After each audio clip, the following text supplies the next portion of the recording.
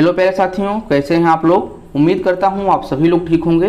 Friends, एक बार फिर से आपका स्वागत है हमारे यूट्यूब चैनल मेडी साइंस ट्यूटोरियल में। फ्रेंड्स, आप सभी को पता होगा इस समय हम लोग UPSSC मुख्य सेविका का प्रिपरेशन स्टार्ट कर दिए थे, लेकिन अभी तक कोई निर्धारित सिलेबस नहीं था।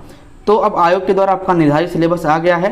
आपके सिलेबस में आपके विषय से ज्ञात प्रश्न पूछे जाएंगे, यानी कि आपका जो यहाँ पे लास्ट ईयर का विषय रखा गया था उसी से प्रश्न पूछे जाएंगे। आपके प्रश्नों की संख्या कितनी होगी, तो आपके प्रश्नों की संख्या 100 होगी और आपके जो निर्धारित कुल अंक हैं वो भी आपके 100 होंगे और आपके जो पेपर होंगे ये आपके 100 नंबर के होंगे। ठीक है, तो इन बातों को आप लोग ध्यान में रखिएगा। उसके बाद में अगर पाठ्यक्रम की बात की जाए तो हमने जिस हिसाब से अपनी क्लासेस चलाई थी, जिस अनुमान के साथ एकदम 100% वहीं पे खरा उतरा है। तो आप लोग अभी भी जितने लोग लेक्चर नहीं लिए हैं जाके अभी भी ले सकते हैं। सारी की सारी चीज़ें आपको इस सिलेबस के अनुसार मिल पा रही हैं। पहला जो आपका पूछा जाएगा, मुख्य सेविका की भूमिका और जिम्मेदारियां, यानी कि मुख्य सेविका की क्या भूमिकाएं हैं आपके उत्तर प्रदेश में और उसके में बाद में इनकी जिम्मेदारियां क्या है। विवाह, परिवार, जात, लिंग असमानता और धर्म पर और भाषाएं। ठीक है, सामाजिक समस्या और विशेष रूप से बच्चों और महिलाओं से संबंधित मुद्दे जो भी आपके आयोग बनाए जा रहे हैं। ठीक है, इनका वर्क क्या है, ठीक है, और कब बनाया गया, यही सब आपका यहाँ पे शामिल होगा। ठीक है, जनसंख्या विस्फोट यानी कि जनसंख्या में वृद्धि और जनसंख्या में वृद्धि और नियंत्रण कैसे किया जाता है, इसके बारे में भी आपको बातचीत यहाँ पे करना है। हमने कहा था कि जब आप लोग यहाँ पे आपके पास अभी सिलेबस नहीं है तो आप लोग होम साइंस का NCERT का बुक ले लीजिए, उसमें आपको सारी चीज़ें कवर हो जाएंगी।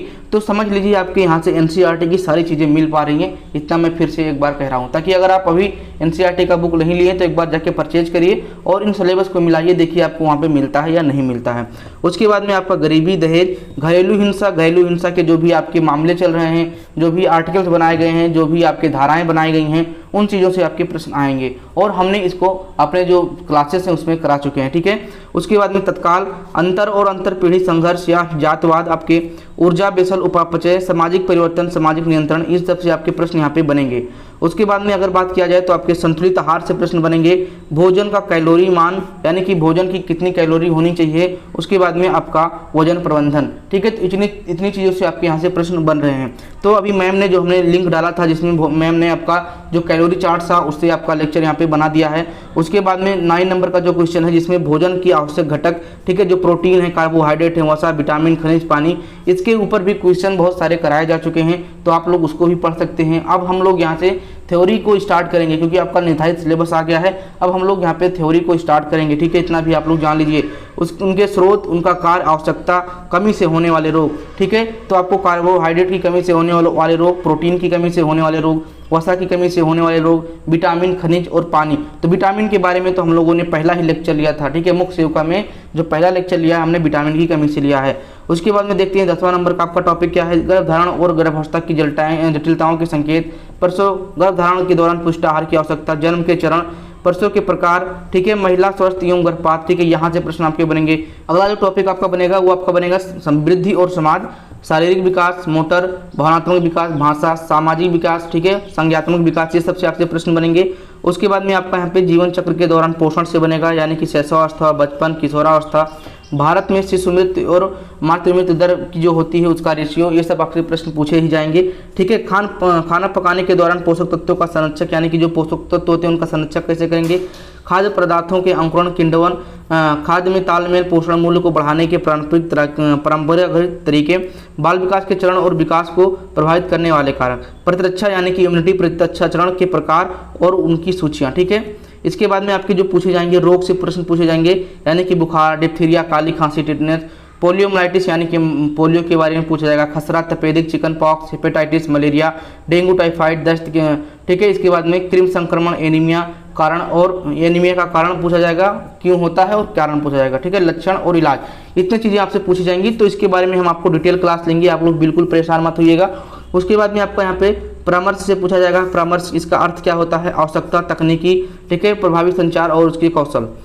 कि स्वास्थ्य एजेंसियाँ जो कि हमने करा दिया है, बहुत लोग इसको इग्नोर किए थे क्लास को, हम जान रहे हैं, लेकिन अब आप लोग इग्नोर नहीं करेंगे। WHO, यूनिसेफ, ठीक है, UNSPF या फिर UNDPS, ठीक है, red cross, Indian counselling for child welfare, family planning association of India, इससे सबसे आपके प्रश्न पूछे जाएंगे। ये भी हमने अंतर्राष्ट्रीय स्वास्थ्य संस्थाएं जो है उसके अंतर्गत हमने करा दिया है। ठीक है, उसके बाद में सार्वभौमिक टीकाकरण कार्यक्रम, जन्म से पूर्व और जन्म के पश्चात के टीकाकरण के बारे में आपसे पूछा जाएगा। ठीक है, उसके बाद में रोल एंड रिस्पॉन्सिबिलिटी ऑफ मुख्य सेवक का इंग्लिश में आपका यहाँ पे दिया गया है, तो जिन लोग को इंग्लिश में यहाँ पे कवर करना है वो इंग्लिश में कर सकते हैं। तो फ्रेंड्स कुल मिला के आपका सिलेबस आ गया है, बहुत ही अच्छी बात है क्योंकि आपके पेपर से बहुत पहले आपका सिलेबस आ गया है। हम लोग थ्योरी की लेक्चर आज से नहीं तो कल से ही स्टार्ट कर देंगे, तो आप लोग बिल्कुल परेशान मत होइएगा, एक एक टॉपिक आपकी कवर कराई जाएगी और आप लोग बिल्कुल परेशान होना की ज़रूरत ही नहीं है। जितनी लेक्चर अभी तक ली गई हैं आप लोग ले लीजिए क्योंकि आपके बहुत ही इंपॉर्टेंट लेक्चर थे, यहीं से आपके मिल रहे हैं, इसीलिए हम लोग कोई भी फालतू चीज़ें यहाँ पे नहीं करा रहे थे। ठीक है, एक दो हिंदी के, एक दो हमारे हिस्ट्री के, उसको छोड़ के और सब आपके टॉपिक से कवर हुआ है। तो फ्रेंड्स कुल मिला के आप लोग यहाँ देख सकते हैं कि चैनल पे किस तरह से आपकी पढ़ाई की गई थी। ठीक है, मैम भी इसमें पढ़ा रही हैं और हम भी टेलीग्राम पे दोनों का लेक्चर पढ़ रहा है, तो दोनों लेक्चर आप लोग देखा करिए। और अगर आप चैनल पे नए हैं तो इसको सब्सक्राइब कर लीजिए ताकि आपको यहाँ की जो लेक्चर्स हैं वो आपको मिल पाए। ठीक है, और डेली ही आपका जो टेस्ट होता है मॉक टेस्ट, आपकी अगर बात किया जाए उत्तर प्रदेश से, ठीक है, मतलब कि आपके जो आयोग वाला जो है उसका जो टेस्ट है वो 7 PM पे होता है। उसके अलावा हमने और भी टेस्ट रखे थे, तो उन सब टेस्ट का समय अब यहाँ पे बदल दिया जाएगा। ठीक है, अब सब पूरा के पूरा आपके मुख्य सेवका के लिए यहाँ पे कर दिया जाएगा। तो दोस्तों आपको ये लेक्चर कैसा लगा, मतलब कि आपको ये नोटिफिकेशन कैसा लगा है, कमेंट करके जरूर बताएं। और अगर आपको अच्छा लगा है तो इसको लाइक कर सकते हैं, अपने दोस्तों में शेयर कर सकते हैं। मिलते हैं नेक्स्ट लेक्चर में, थैंक यू।